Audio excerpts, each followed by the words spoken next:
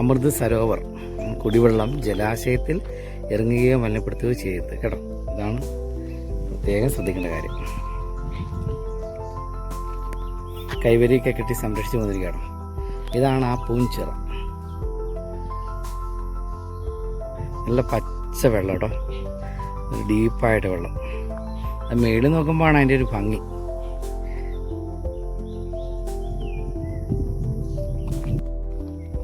അപ്പോൾ ഇതാണ് ഇലകളൊന്നും വന്ന് വീഴാത്ത ഇലവീഴാ പൂഞ്ചിറ. ശ്രദ്ധിച്ചു നോക്കിയേ, ഒരില പോലുമില്ല. അത് 2 മലകളുടെ നടുക്കാണ് ഒരു ഇലവീഴാ പൂഞ്ചിറയുടെ സ്ഥാനം. അപ്പോൾ ഇലകളൊന്നും ഒരു കാറ്റിൽ പോലും വരുന്നില്ല എന്നായിരിക്കാം ഇതിൻ്റെ ഒരു പ്രത്യേകത. ഒരു ഇല പോലും ഇല്ല. അപ്പോൾ ഞാൻ നോക്കിയിട്ട് അപ്പോൾ ഇലവീഴാ പൂഞ്ചിറ എങ്ങനെയുണ്ട്? കൊള്ളാമല്ലേ? നല്ല രസമുണ്ട്. ഇടയ്ക്കൊന്ന് വരാൻ പറ്റിയ സ്ഥലമാണ്. നല്ല കാറ്റുണ്ട്. ഇതാണ് കേട്ടോ ഇലവീഴാ പൂഞ്ചിറ തടാകത്തിലേക്ക് പോകുന്ന വഴി കേട്ടോ.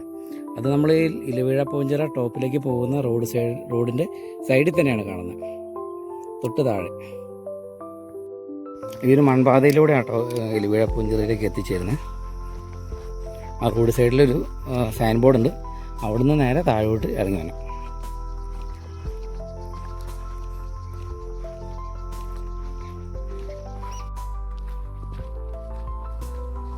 Thank you.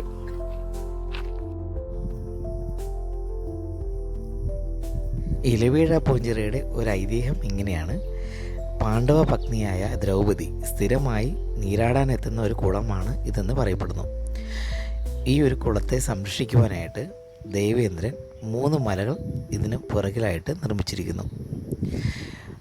ഒരിക്കൽ പോലും ഇലകൾ വന്ന് വീഴാത്ത ഈ ഒരു കുളത്തിന് അങ്ങനെയാണ് ഇലവീഴാ പൂഞ്ചിറ എന്നൊരു നാമം വന്നു ചേർന്നത്.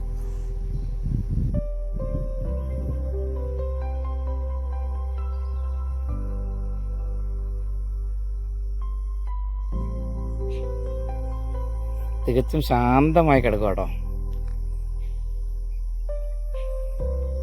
പക്ഷികളുടെ കുറച്ച് ഒച്ച മാത്രമേ ഉള്ളൂ ഇവിടെ, വേറെ ഒരു നോയ്സും ഇല്ല. നമുക്ക് ശരിക്കും പ്രകൃതിയുടെ യഥാർത്ഥ സൗന്ദര്യം തന്നെയാണ് നമുക്ക് ഇവിടെ നിൽക്കുമ്പോൾ ഫീൽ ചെയ്യുന്നത്.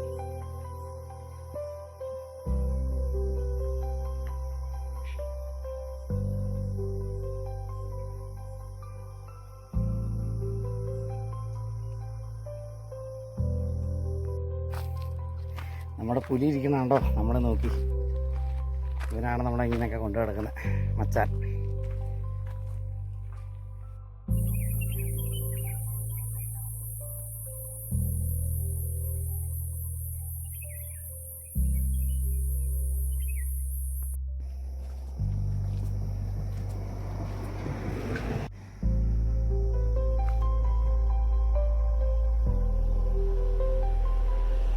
ഒരു ചായക്കട കണ്ടപ്പോൾ നിർത്തി കേട്ടോ, അടിപൊളി, നല്ല രസമുണ്ട് ഇരിക്കാൻ.